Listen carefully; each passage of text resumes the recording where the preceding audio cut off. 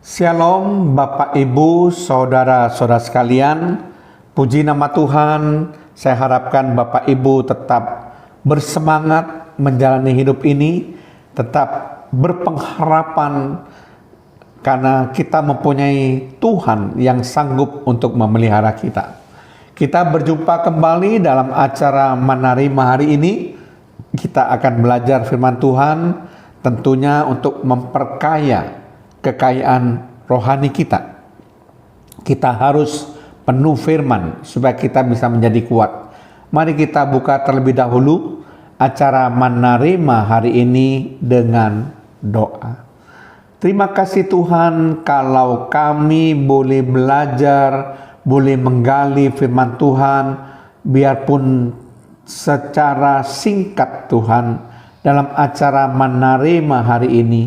Kami mengucapkan terima kasih kalau kami boleh mendapatkan kebenaran firman Tuhan setiap hari, dari hari Senin sampai hari Sabtu, melalui acara Menerima hari ini yang sanggup untuk menolong kami melalui perjalanan kehidupan kami. Terpujilah nama-Mu Tuhan, di dalam nama Tuhan Yesus Kristus. Haleluya. Amin. Shalom Bapak Ibu Saudara sekalian. Pada kesempatan kali ini kami tetap akan membahas topik lanjutan yang sudah kita bahas dalam edisi sebelumnya. Topik kali ini adalah penderitaan dalam pelayanan, bagian yang keempat. Kali ini saya akan membahas penderitaan dalam pelayanan dari seorang tokoh yang besar yang diakui oleh setiap orang, yaitu yang bernama Rasul Paulus. Kalau kita perhatikan bahwa Rasul Paulus rela menderita, bahkan bersukacita boleh menderita dalam melayani Kristus. Terdapat dalam Kolose pasal yang pertama, ayat yang ke-24. Sekarang aku bersukacita bahwa aku boleh menderita karena kamu, dan menggenapkan dalam dagingku apa yang kurang pada penderitaan Kristus untuk tubuhnya, yaitu jemaat. Nah, jelas sekali di sini bahwa Rasul Paulus menyatakan sukacitanya karena bisa ikut mengambil bagian di dalam penderitaan Kristus.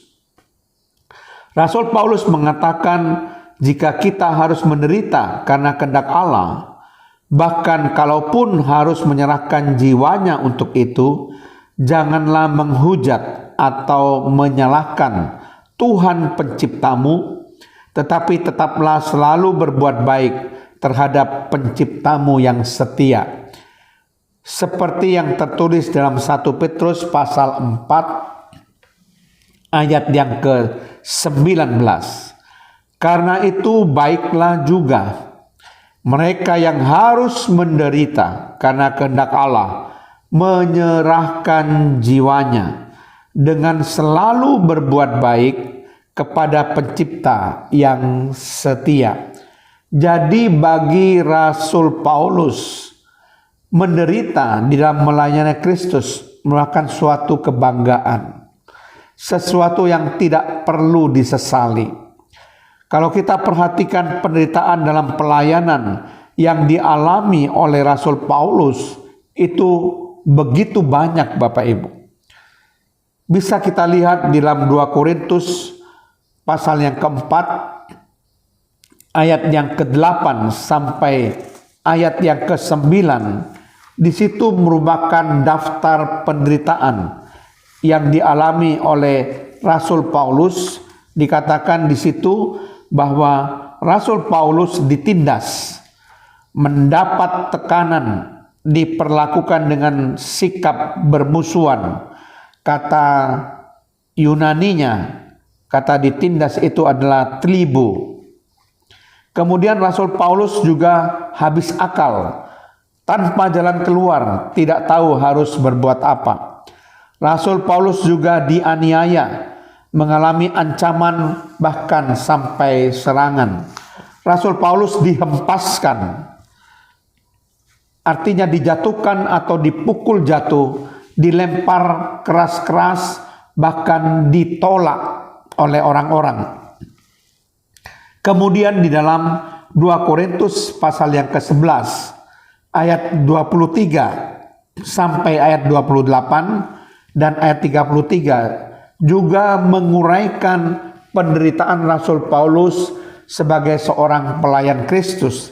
Di situ dikatakan, berkata seperti orang gila, lebih banyak berjeri lelah, lebih sering di dalam penjara, didera di luar batas, kerap kali dalam bahaya maut, disesah atau dicambuk, dilempari dengan batu, mengalami karam kapal, terkatung-katung di tengah laut, diancam bahaya banjir, bahaya penyamun, bahaya dari pihak orang-orang Yahudi, bahaya dari pihak orang-orang bukan Yahudi, bahaya di kota, bahaya di padang gurun, bahaya di tengah laut, bahaya dari pihak saudara-saudara palsu, berjerilah dan bekerja berat,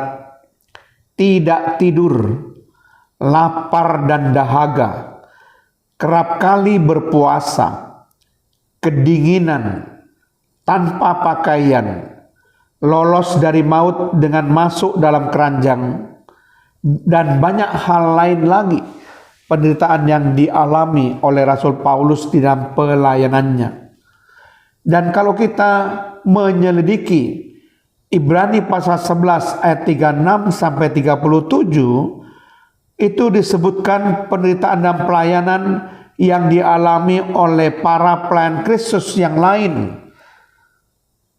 Dijelaskan macam-macam penderitaan di dalam pelayanan dari tokoh-tokoh Alkitab mulai dari Perjanjian Lama.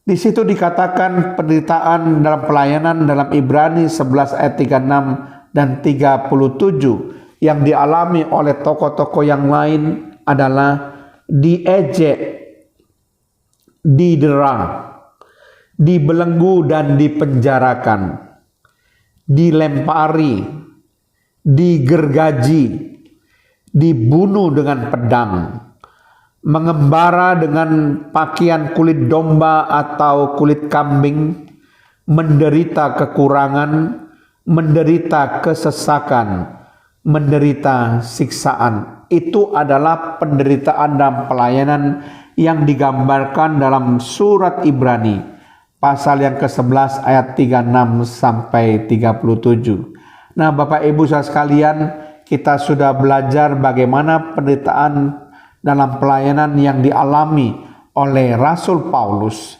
dan juga oleh tokoh-tokoh lain. Amin. Terima kasih Tuhan kalau kami sudah membahas tentang penderitaan dan pelayanan dari tokoh Rasul Paulus dan tokoh-tokoh lain, supaya kami sadar Tuhan, memang tidak mudah untuk mengikut Yesus. Kami harus memikul salib, kami harus menanggung penderitaan karena kebenaran, kami harus menderita karena berbuat baik, kami harus menderita karena melakukan kehendak Allah. Tetapi itu adalah konsekuensi yang kami harus alami ketika kami terlibat di dalam pelayanan untuk memberitakan Injil. Terima kasih Tuhan, berikan kekuatan pada kami agar kami tidak mundur, tetapi kami semakin giat di dalam melayani Tuhan, karena kami tahu bahwa upah yang akan kami terima itu akan sangat besar di dalam dunia kekekalan. Terpujilah namamu di dalam nama Tuhan Yesus Kristus. Haleluya. Amin.